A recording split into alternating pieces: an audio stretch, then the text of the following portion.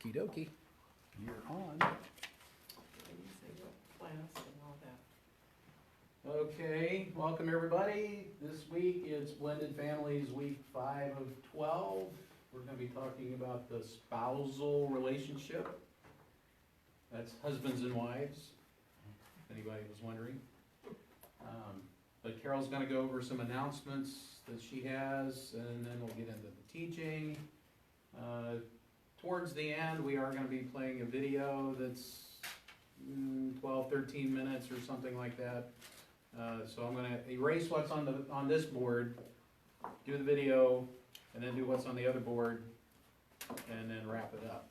But it's going to be Mark Gungor, a piece of one of his things, Laugh Your Way to a Better Marriage, men's brains, women's brains, and how to trust. and how to deal with stress. Stress and trust people, I guess, yep. I wanted to give a shout out to Sandra and Randy from Wisconsin. They're new followers, and hello guys, and I hope you're warmer today than you were the first part of this week. So a special hello to Sandra and Randy. And we are still needing a little bit more money to cover the cost of the books for the class at the Dream Center down in Phoenix. Now we're looking at close to 200 people, 100 guys and 60 to 75 women. So they need to go, anyone that would like to help out with that, because we are a 501c3, so anything you donate, you will get your receipt donation letter so you can take it off your taxes. But you need to go to our website, blendedfamiliesministry.org, and the donation is at the bottom of the page. Is that where the donation button is? There's a donation tab Okay. at the top. And any amount would be helpful, so if you have some extra and would like to help them have their own books, that would be much appreciated.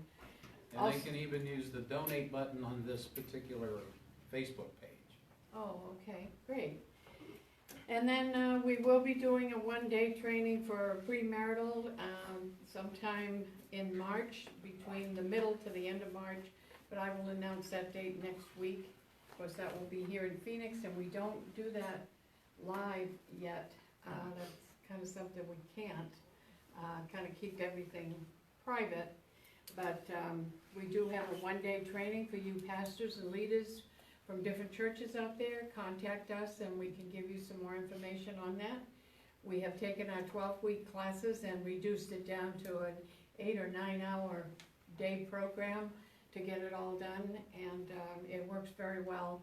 Several pastors and leaders are using it in their churches here in the valley.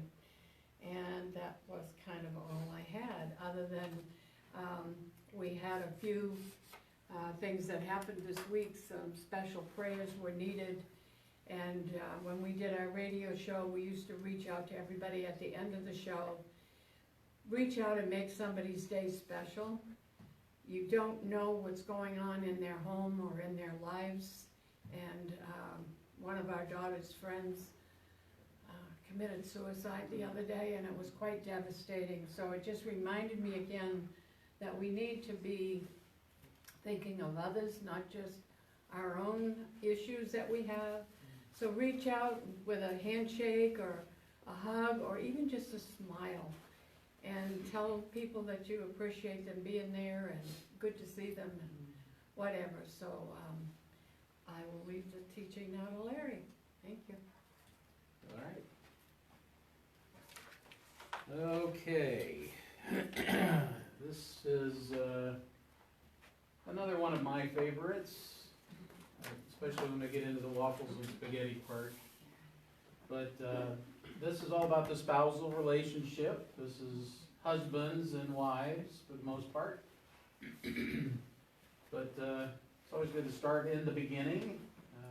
God created man in His image, and He created the male and female. And in Genesis 1:28, it says, God blessed them and told them to be fruitful, multiply, and take dominion over everything that moves. So what do we have here? We have God creating man in his image and then telling that image of himself to go forward, be fruitful, multiply, and take charge. So he didn't just create them, he created them with a purpose. Now, the thing that he wanted multiplied, it's important to realize that what he wanted them to multiply was his image. Not just their stuff.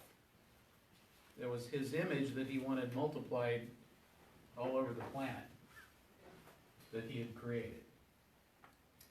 So, part of that being fruitful and multiplying, the purpose, females, and this is 99.9% true in pretty much everything that exists on the planet. There's a couple of exceptions, but for the most part, females produce eggs and males fertilize them. That's biology 101, right? So that's part of the being fruitful and multiplying process. Now, the take dominion over everything part is men are supposed to be husbands first, and then fathers, and part of that purpose is to guide, guard, and govern their families. In some other classes we talk about being a prophet, priest, and king. The prophet is supposed to be speaking the word in the home. The priest provides the spiritual covering in the home. And the king is the one who is ultimately responsible and accountable for the governance in the home. God is going to, at some point, say, what'd you do with that family I gave you? Right? Now, from my understanding, he doesn't ask the wife, what did you do with the family I gave you? Because she's not the one that's accountable for that. She does have responsibility for it, but she doesn't have to answer to God for it, at least in my understanding. Okay, so the prophet, priest, and king, and part of being the husband and the father, especially the father, is for the children, to reflect the image of our Heavenly Father. Now, the way the last 2 or 3 generations have been, there's been a lot of broken families, there's been a lot of spiritual warfare against fathers. So there's a lot of families that didn't have a father around. So how does one develop a good idea of what a heavenly father would be that actually loves you unconditionally, right? You have no example. And that's where we are today. Excuse me. Very few people anymore have a good image of what a father should be, so they have a hard time having a relationship with God.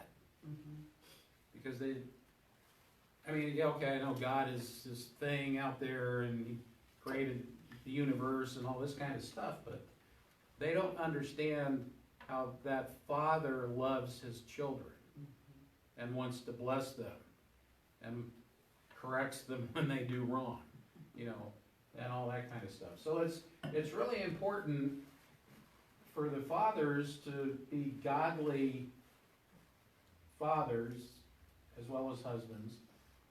Part of being a godly father is showing your kids how to be a godly husband, right? Yeah. Women, supposed to be the wives, should be wives first, then mothers. It's hardly ever the case anymore.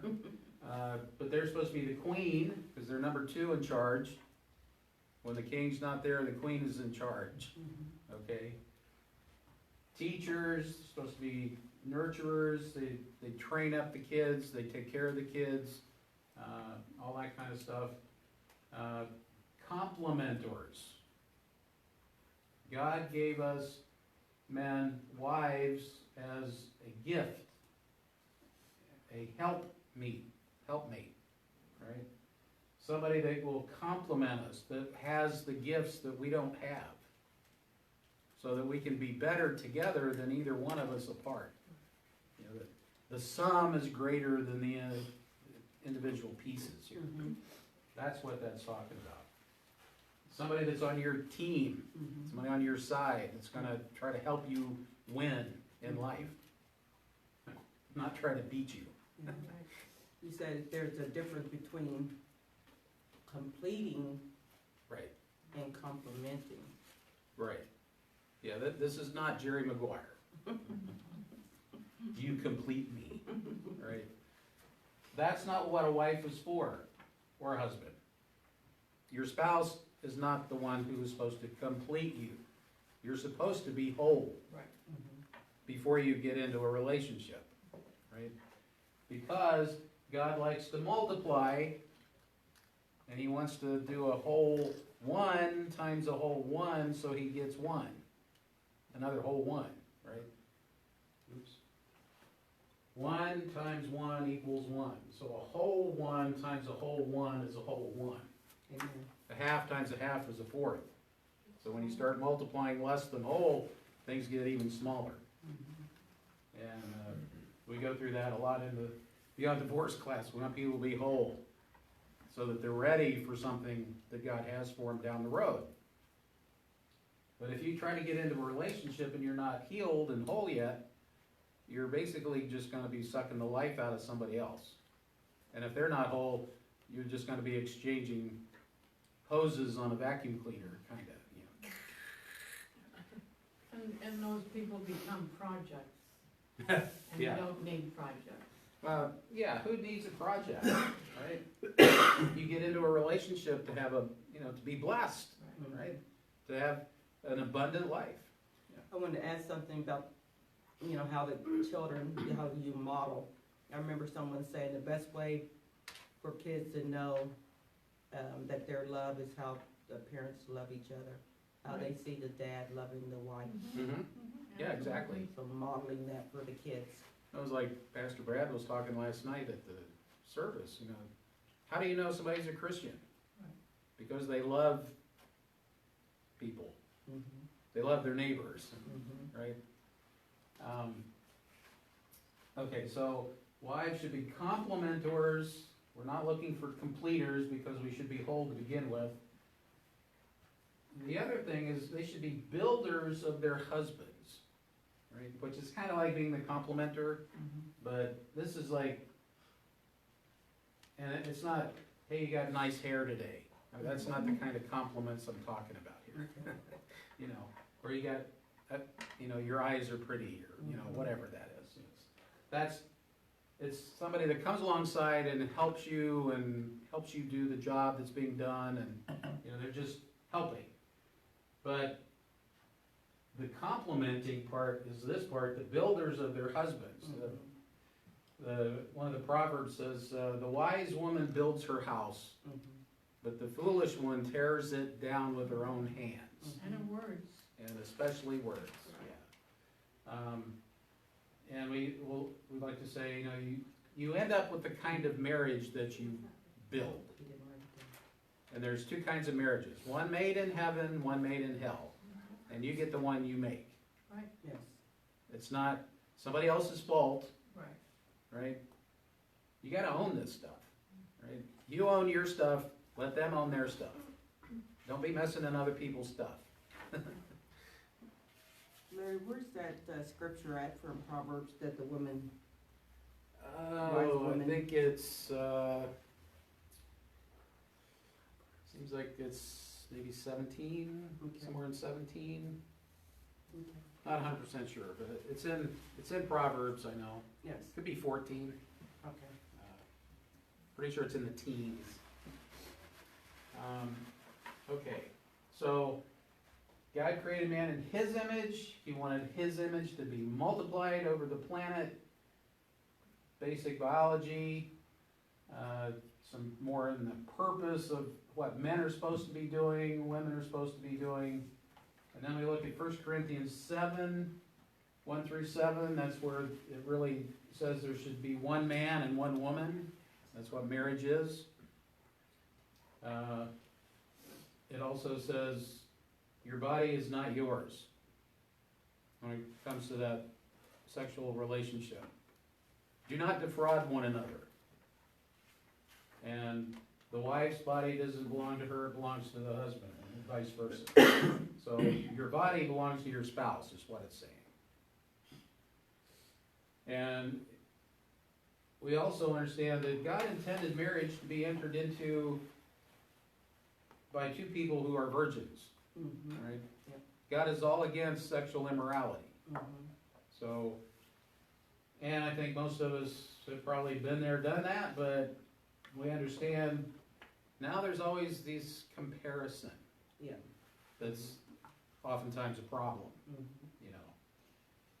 So we run into those kind of things in a blended family because you're usually been married before, right?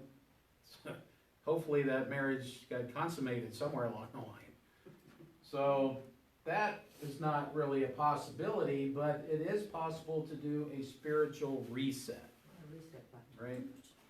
No cohabitating, no premarital sex, and those kind of things. You abstain from that until you get married. That kind of does a reset. You know, you confess any of the premarital stuff as a sin and do that kind of stuff just to start off clean. But it has to be a mutual agreement as to a time frame. Yeah, it's something that is agreed upon. Right. It's all about agreement. Yeah, well, one of the couples that we had, she said 3 months. And the guy's, what? You kidding me? You know, we've been living together for 7 years, 3 months. So we said, hey, you have to be realistic about this. That was a bit excessive. So it's, and, you know, and this part about your body is not yours, that's also something that has to be agreed upon, right? I mean, don't take me literally here that, okay, slave, come here, you know, it's not like that. It's how, you have to be reasonable, you have to be agreeable, you have to be in the mood. But if you're just, okay, well, like here, love gives, lust takes, right? That's true. That's true. If this is a lust issue, you're just taking. If it's a love thing, you're giving, right? And that's what's expected is you love one another, so you're giving of yourself. To each other. To each other, right? Yeah. Now, the way Satan has perverted the whole sex thing is it's something you get. Yeah. You gotta go get it. Yeah. Versus giving, right?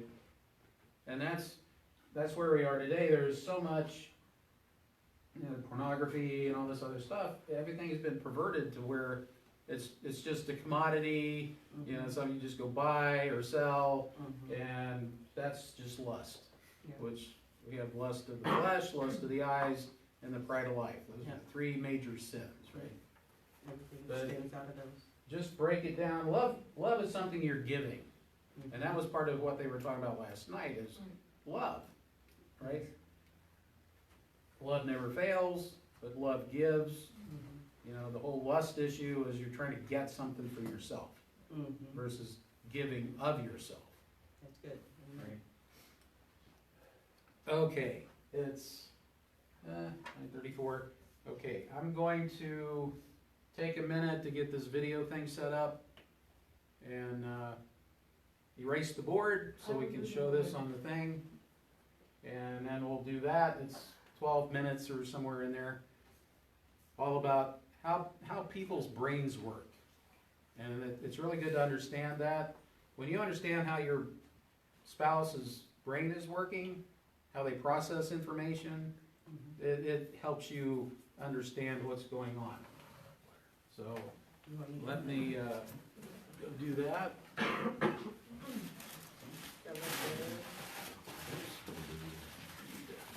Turn the thing on.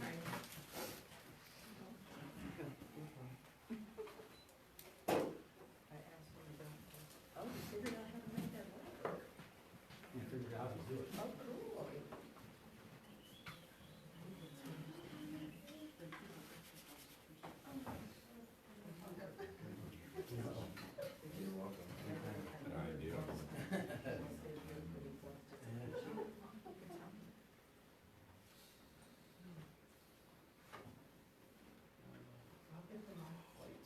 Okay, so this is a little bit of Mark Gunger's Life Your Way to a Better Marriage. Can you hear it? It's not very loud. Don't tell me that. You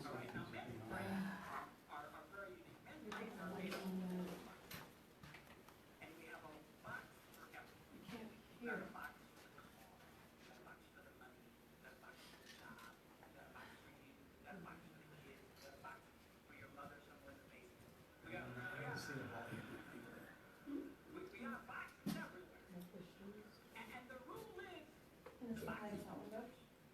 He's saying it has to be over there. Can you not turn it up on, where's the speaker? It's 100% on there. You haven't got the speaker up. Maybe if it's plugged into a The way it's plugged in. Not good enough, Mary, that's not good enough. People have to hear it. Maybe put the speaker next to the laptop, put it over there. Is this microphone on? You just have the speaker.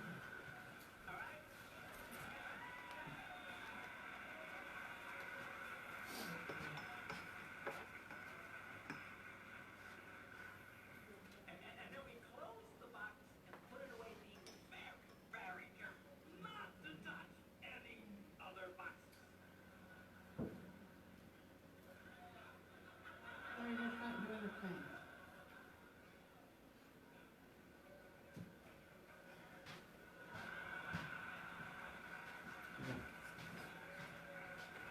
It's 100% on there.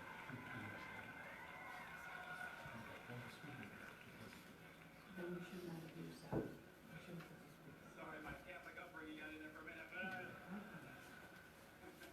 We need to back it up and start it again, but that's ridiculous. I'm not a Catholic, I went to Catholic school. Okay. I had a nun who taught us how like she was born and raised there. I mean, I'll never forget it, but Would you back it up and start it again, please? it'd be good actually, it was a good thing. And everybody's gotta really zero in. Now, women's brains are very, very different from men's brains. Women's brains are made up of a big Okay, so I can't use that. I don't have time to do the projector.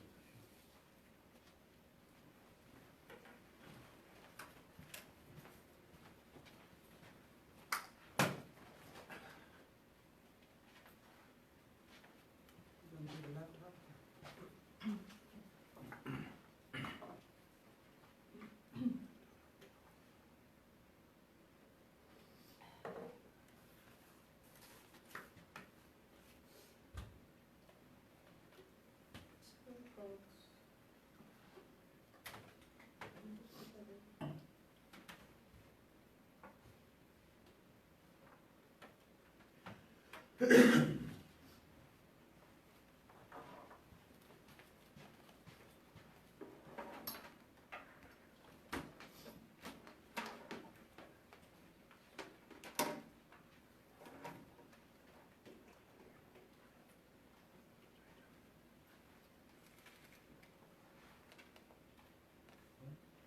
You're getting rid of them?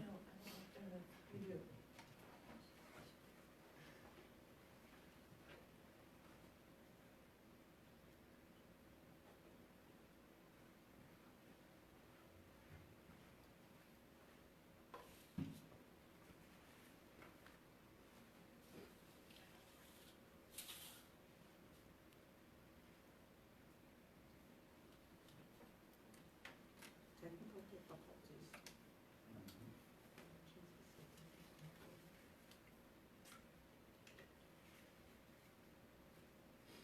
Saying no signal, Larry, on the screen. Yeah.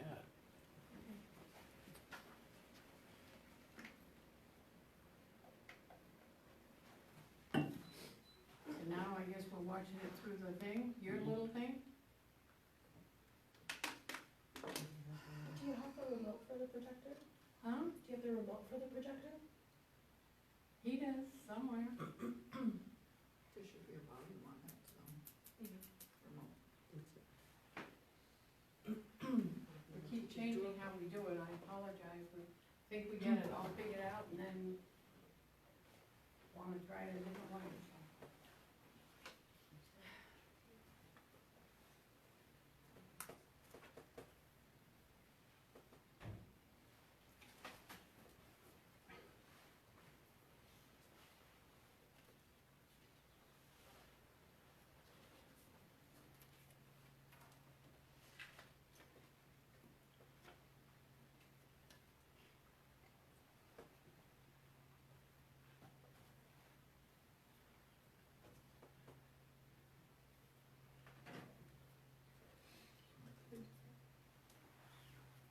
I think we need a technician with us sometime. That's what technology usually does. There's gonna be something that's gonna work for everybody. Yep.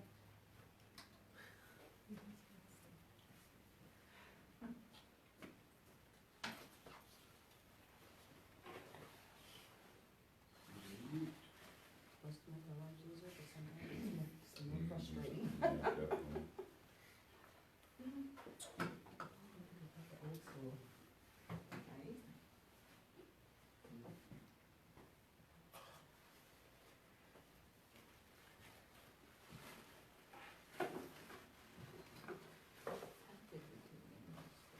Right? How did you do in middle school? We acted out. Right. We did drama. We dramatized. At the projector. You get the speakers to come on. Flashcards. Oh, we had drama teams, you know, drama teams, they would act out different things, yeah. When I first did presentations, I had to, VCR. yeah, VCR. Yeah, that was.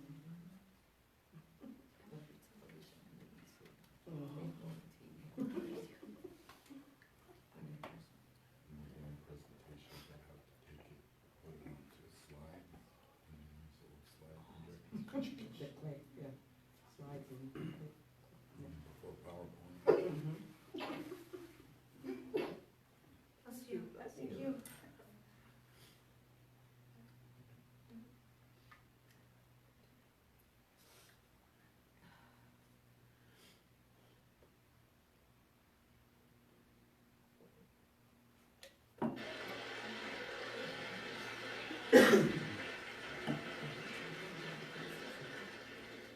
And then we close the box and put it away, being very, very careful not to touch any other boxes. Brains and how they're very different from each other. Now,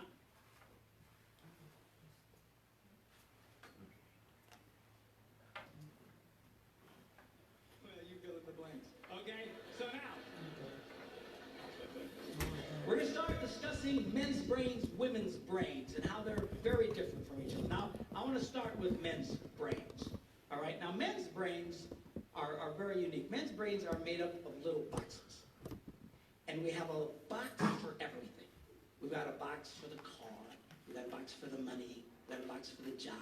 We've got a box for you. We've got a box for the kids. We've got a box for your mother somewhere in the basement. We got boxes everywhere. And the rule is, the boxes don't touch.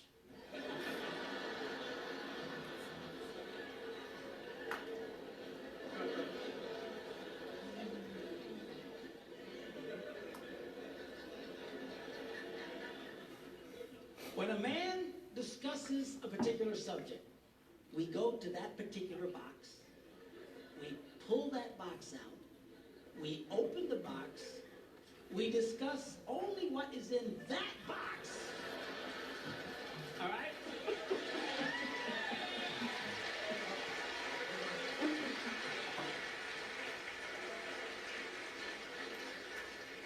And then we close the box and put it away, being very, very careful not to touch any other boxes.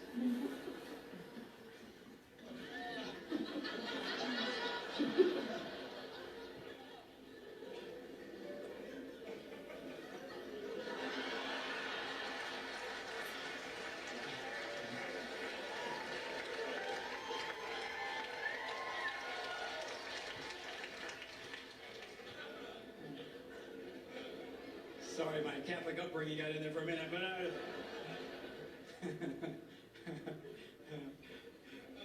I'm not a Catholic, but I went to Catholic school when I was little. I had a nun who taught on hell like she was born and raised there. I mean, I'll never forget it, but it did me good, actually. It was a good thing. Now, women's brains are very, very different from men's brains. Women's brains are made up of a big ball of wire. And everything is connected to everything. Money's connected to the car's connected to your job, and your kids are connected to your mother, and everything's connected to everything.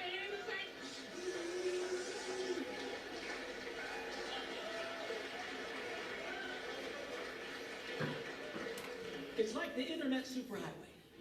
Okay? And it's all driven by energy that we call emotion.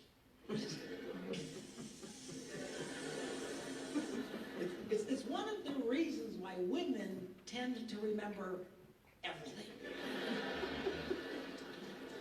Because if you take an event and you connect it to an emotion, it burns in your memory and you can remember it forever. The same thing happens for men. It just doesn't happen very often because, quite frankly, we don't care.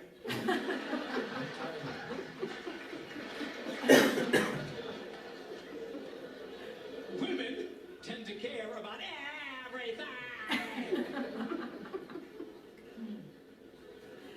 And she just loves it.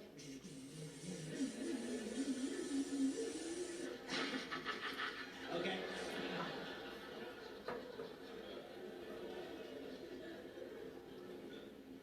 Now, men, we have a box in our brain that most women are not aware of. This particular box has nothing in it.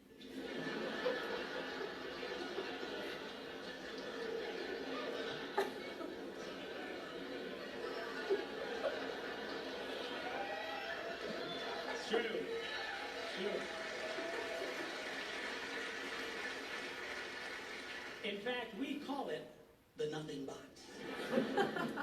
And of all the boxes a man has in his brain, the nothing box is our favorite box.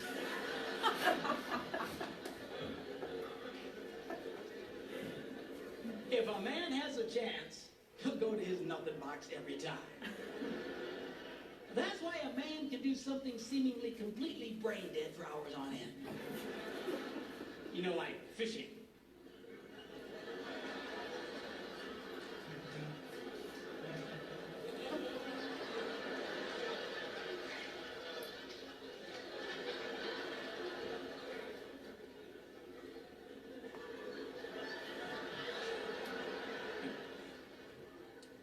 And we love it. That's why a guy can sit in front of a TV and go.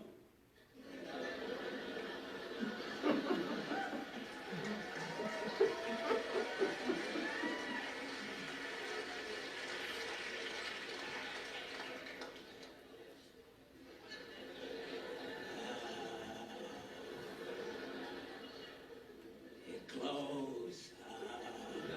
Of course, this drives our wives nuts because they'll come up and say, "Stop it! You can't possibly be watching anything!"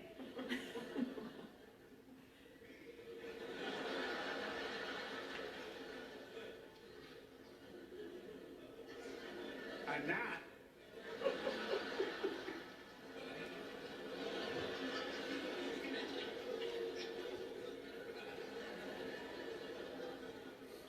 Go away.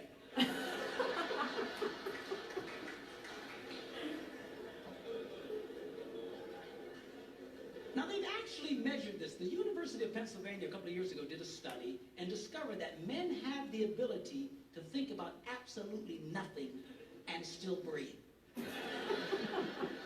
You know, they connected all the wires and stuff like that, watched their brain activity, and then all of a sudden, I think he's dead. Huh? Yeah. Women can't do it. They can't do it. Their minds never stop. And they don't understand the nothing box. And it drives them crazy.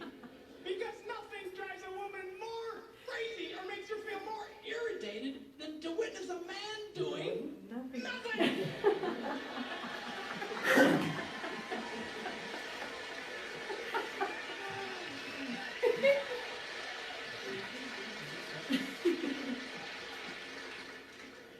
Now, one of the biggest revelations I get out of women is this whole nothing box issue. They just, everything's starting to make sense. And I've had women say, oh, it's nothing, can I go and it's nothing? Now, one of the biggest revelations I get out of women is this whole nothing box issue. They just, everything's starting to make sense. And I've had women say, oh, it's nothing, can I go in his nothing box with him? No! Why not? Because then it's something! Besides, you'll walk in there and go, you know, this place could really use some pictures. Nice little table over here, some flowers. Is it? No! Nothing! Get out! We don't want nothing!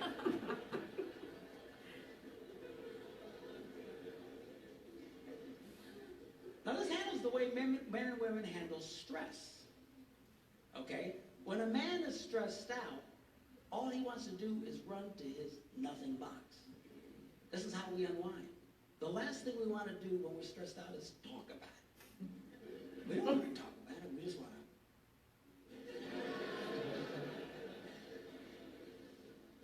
Because it just drives her nuts, you know. A woman will see a man in that vegetative state and she'll come up and go,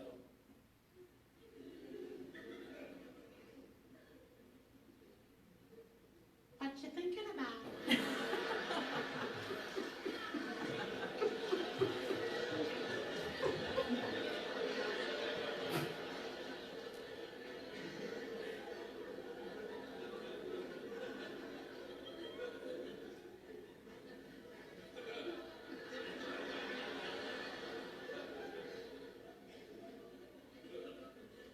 Nothing. We got anything about something? No, I was thinking about nothing. Like I was on a roll till you showed up. Go away. All right? Because that's how he handles stress. He just. Now, when a woman is stressed out, she has to talk about it. If she doesn't talk about it, her brain will literally explode. So she'll start just, I don't know, might have something to do with this. No, I'm going to have to, I never thought about this. My brother will be here to be another one. And I know men who run from their wives when they do this. They do this, I say, well, why do you run from her? He says, because I don't know what to tell her. I said, dear God, man, who told you to tell her anything? She wants you to tell her anything. See, a lot of guys, they feel obligated when you start explaining all your stress, they feel obligated to fix you. Right? Because that's what a man does. A man only tells his troubles to another man in hopes that that man will help fix it. Okay? But she's not a man. And you try and fix her, she's gonna kill you. She doesn't want your advice. She doesn't want your help. She wants you to shut up and listen. And a couple of ladies, that's right, you tell him.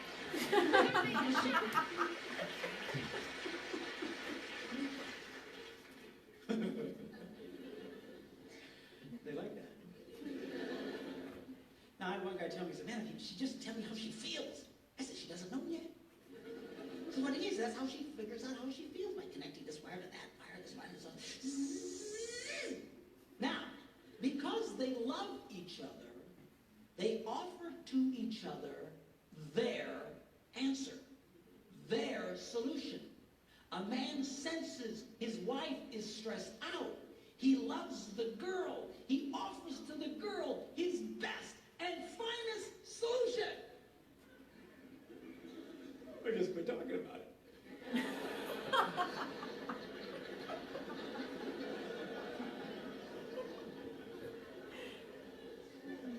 Just quit thinking about it.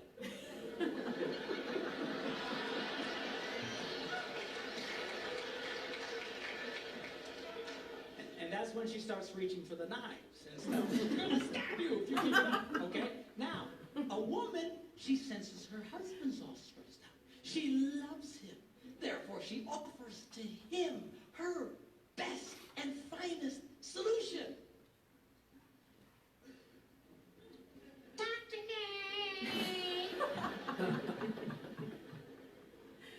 Why won't you talk to me?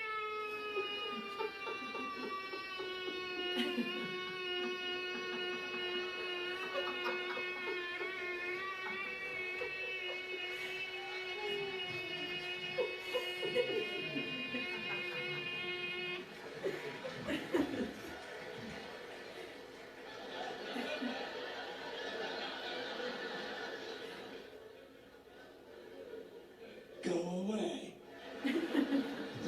He doesn't want to talk to you. Leave him alone. He will not die. He's not a woman.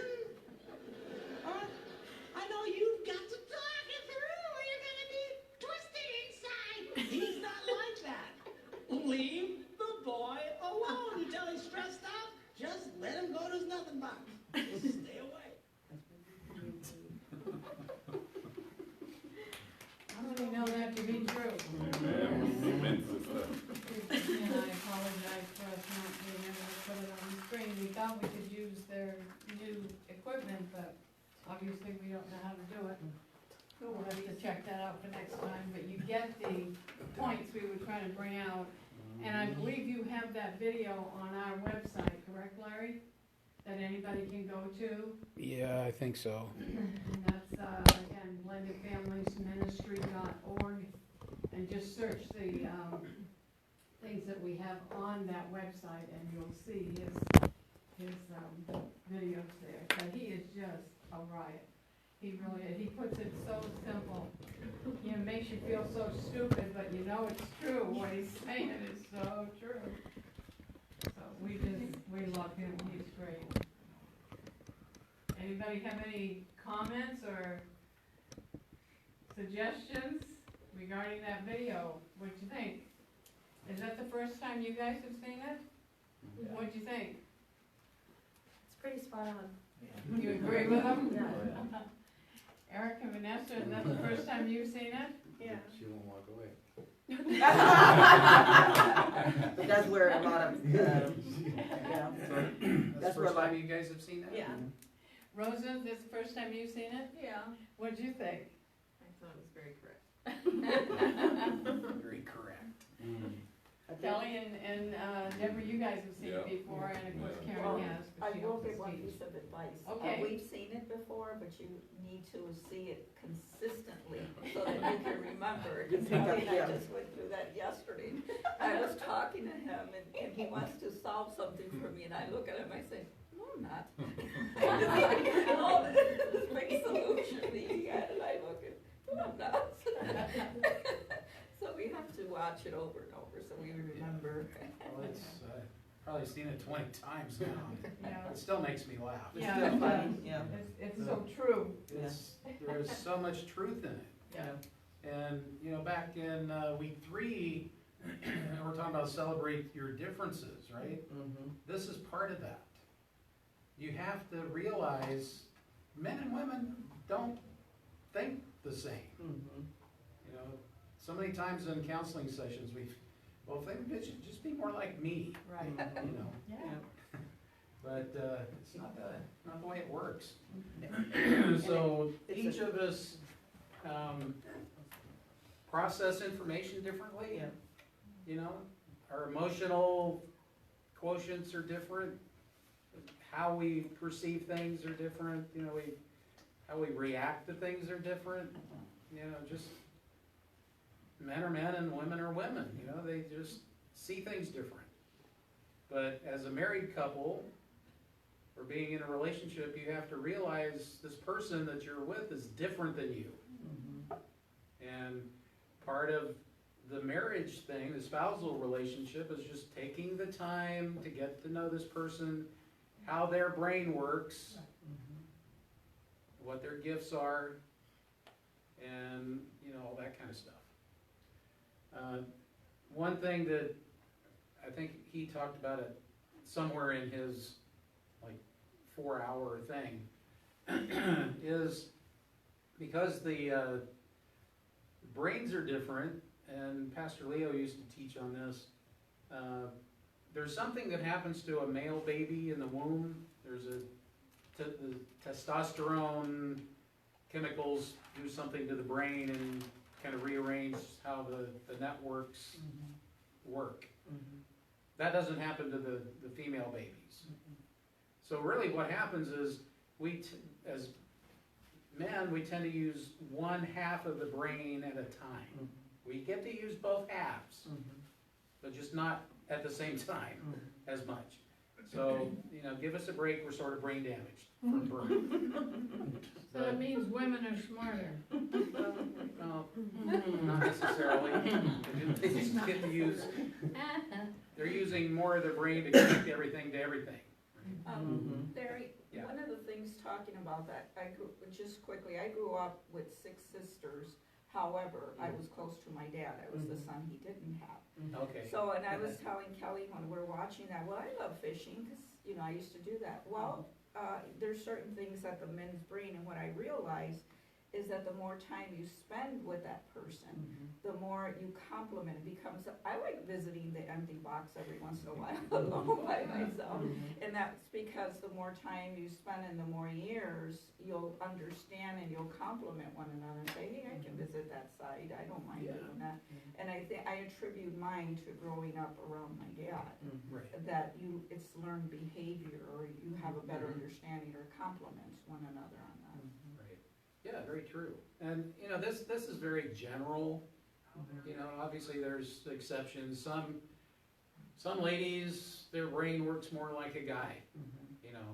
They're more logical than relational, for example. Yeah, there's always the exception. But generally speaking, men are more today and tomorrow. Because of that thing that happens before we're born with the brain, it gives us the ability, I mean, you look at it as a gift, right? The gift is you have the ability to focus on one thing instead of being aware of all this other stuff going on at the same time, right? So you're more focused, you can, work on a car engine or, do something kind of mindless like fishing. You can just sit there and do that one thing and not worry about it. Both of us, men and women both, have today. That's the one thing we have in common, is like right now. Men tend to be looking, because that's the way we're wired, to be the visionaries. Here's where we're going, and we want to get there. We could care less what happened yesterday, or 10 minutes ago, right? Especially if something bad happened. Yeah. We don't want to go there, we don't want to stay there, we just want to get away from it and go somewhere else. So we're looking to the future and what's happening right now and where we're going. So we want to be the leaders, the visionaries, where we're going and all that. The women tend to be, like right now, but they're more of the historian, the relational. So everybody's birthdays, anniversaries, who did what, when, and all that. It's kind of, their nature to keep track of those things, and it's all that relational stuff. Who did what and when, right? Now, the other thing though is it's a little tougher to forgive. Yeah, I was Because it's just harder gonna to say, forget. yeah, you guys wanna forget everything and move on. No. We have to revisit and find out what broke down in the marriage or in the relationship so we can repair it and make sure that doesn't happen again. Yeah. And like he said, a lot of the repairing is for the men to just shut up and listen. Right. Right? And that was one of the things I learned real quick through counseling was sometimes you just have to listen and validate feelings. Right. And that fixes whatever needs to be fixed. It's not like, so what's the problem? Okay, let me go fix it. Tell me what it is, and then shut up, and then I'll go fix it, and then we can get back to normal. No, that's not how that works. Right? hearing the problem is validating the feelings. Right. And it's, you know, for a guy, that's not that easy sometimes to just, because we don't want to listen. You know, that's old news, you know? And that's why in a lot of counseling sessions, we keep hearing about how the wife tends to keep bringing up the past. Well, that's the way the brain works. And that's normal for a woman to do that. Yeah. It's And the part of guy the thinks nature. she's just being, well, she's never gonna forgive me, but yet she told me she forgave me. Well, that's just normal for a woman's reaction. And when she finally makes sense of everything and knows how to repair those mistakes, then she can move on and you all can move on together. But it's very important that the woman go back and figure it all out. Yeah, and I think one thing along those lines that he was talking about that's really important, a lot of times she doesn't know how she feels Right. until she talks about it.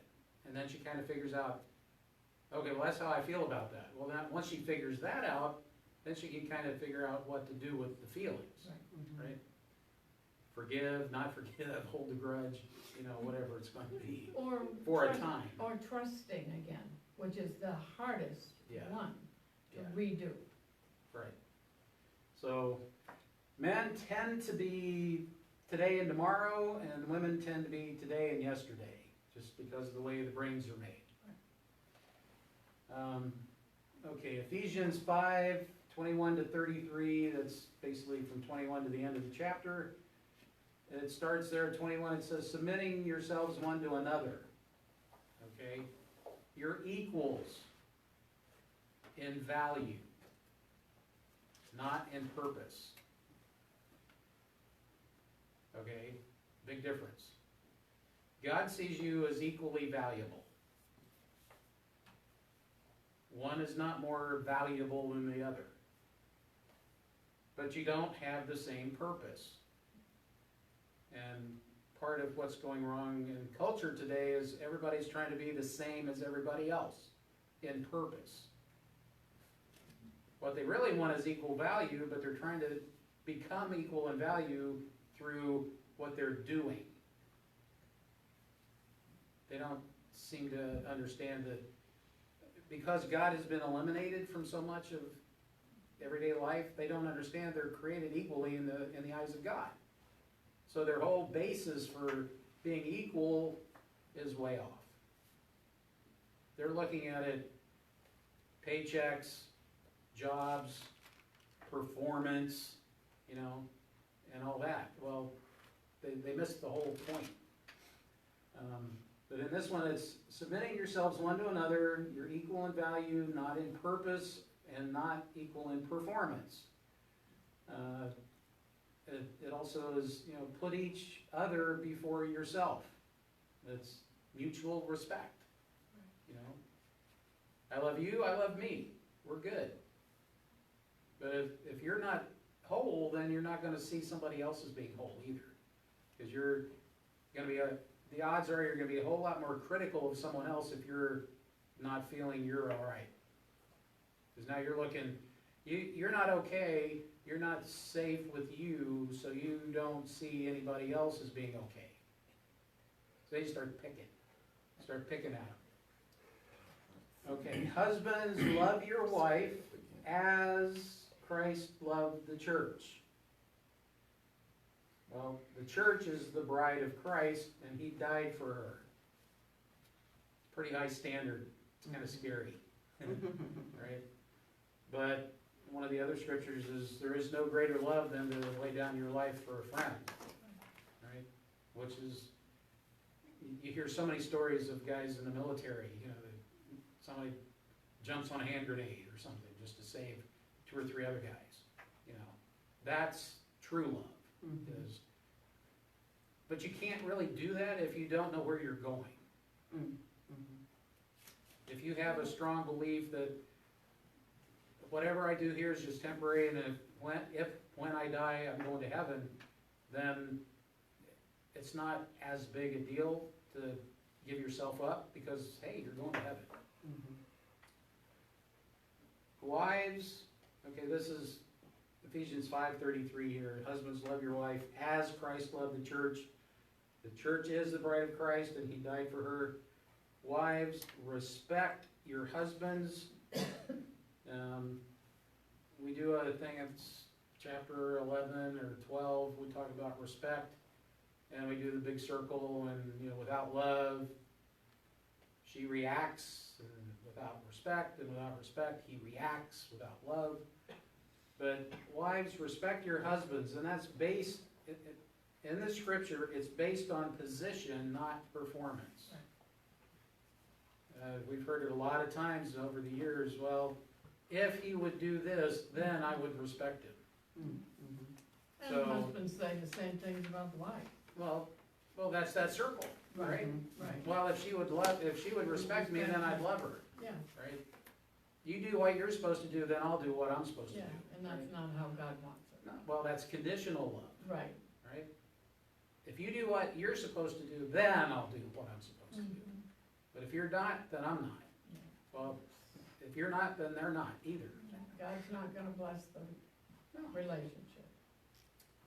So, we do talk about the respect thing later on. And there is a big difference between position and performance. Now, when it comes to respect, yeah, you can earn it through your performance. And as Christians, we're supposed to do that. You know, a big part of the Christian life is being obedient and doing the right things out of love. Yeah. But there are certain parts of respect that are based on position, like God, right? Love God with all your heart, mind, soul, and strength. Why? Because he's God, Mm-hmm. not because of what he does, who he is, right? And kids need to respect their parents because it's their parents, right? Respect your elders, right? That was kind of beat into my head as a kid, right? So certain types of respect are built on performance, and you earn it because you do what you say you're gonna do. You know, you set goals, you achieve them, you make promises, you keep them, you know, those kind of things. But there are certain things that are just based on position. God has put people in certain positions, and we are supposed to respect them with that understanding that God put them there. Nobody is anywhere that God didn't allow them to be there. Kings, presidents, you know, they didn't get there if God didn't want them there. So we just need to continue to put God first, understand he's in charge, not us, and whatever is happening is because he's allowing it to happen. And, you know, when you look at it that way, then you don't get so stressed out about things not going the way you wanted them to do. So, okay, what is it, quarter after almost? Any other comments, questions? And apologies for the technical difficulties. I'll probably edit the video. We can always edit the audio, that's easy. The video's not that hard either, but it takes longer. So, The position and performance is important because it goes back to respecting authority. And, you know, the scripture tells us that if we don't respect authority, it's like rebellion, and rebellion is like witchcraft. So, Right. you know, God has this, you know, and you did that last week, I believe, about the different order, and it's based on position. Chairman of the board and the CEO. Yeah, it's based on Yeah. position, not performance. But it doesn't mean that, you know, you can go out and be a wicked king. You should be a good king. And if you're a wicked king, I mean, God will deal with you. And, yeah, in the Old Testament, God allowed a lot of evil kings to become kings to chastise his children. Yeah, yeah. Put them into captivity and different things. Deborah. One of the things I like to use the analogy of, and just talking in general in the world, there's a scripture in the Bible where it's about the coin where Jesus was speaking and he said, render to Caesar what belongs to Caesar, when he was showing him whose face is Right. on this coin. A lot of times even in our society, we may not like the government, we may not like those that are in charge, or even people in authority authority, but Excuse me. we might not agree with them, but the Lord commands us to give to them what belongs to them, because they have to answer for that, not us. So- Right, yeah, exactly. And we're always, even with people in authority, we're always like going against and not agreeing. I don't agree with a lot of things, however, I am instructed to give to them what belongs to them. Right. And, you know, you obey God first, Mm-hmm. and then everybody else. Yeah. And, you know, it's like, you know, the whole submission little or flow chart in the beginning, right? It's both the husband and the wife have to answer to God first, Mm-hmm. and then each other. Yeah. And then the wife to the husband, right? So it's not, you don't get to the third step if you haven't taken the first two. Mhm. So, but yeah, you answer to God, but he also instructs us to obey man's laws as well. Mhm. He tells us to pray for Him those first. in leadership. That's where the power of our, because if God puts them in there, that power of prayer makes the difference. Mm-hmm. He didn't tell us to go rebel, No, go overthrow the government, not that, you know, there might be sometimes that he calls us to do things such as, you know, how, you know, in the American Revolution, we rebelled against the King of England. But, you know, just basically is to pray for those that are in authority over us so that God can begin to deal with those. And that's the same with the husband and wife. You know, praying for each other and knowing that God is going to be the one to deal with each person's heart and trust that God will turn the situation around that needs to be turned around. Mm-hmm. But again, looking to God for his wisdom of what you need to do about each situation. Right. Yeah, Jesus could have told that crowd, you know, give to Caesar what's Caesar's. Don't rebel now, because I got a big plan for the Roman Empire. I'm gonna put a burning cross in the sky and show Constantine, and in one fell swoop, turn most of the known world Christian. Right. So, you know, we don't know God's plan, but he has one. And, you know, there's so many examples of the evil kings being, you know, raised up. Mostly to, you know, punish the Israelites, The people that the was, Hebrews. and their Because disobedience. they were being sinners and they were, you know, turning their backs on God, so God says, well, okay, you know, I can deal with that, Mhm. you know. So then they end up, you know, 50, 100, 200 years or 400 years in captivity, right?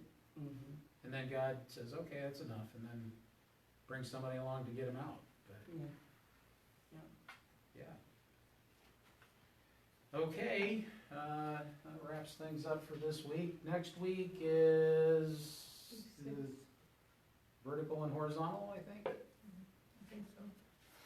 All right. Very good. Christian Living Radio Line. Oh, yeah. Just a shout out to ChristianLivingRadio.com. They put our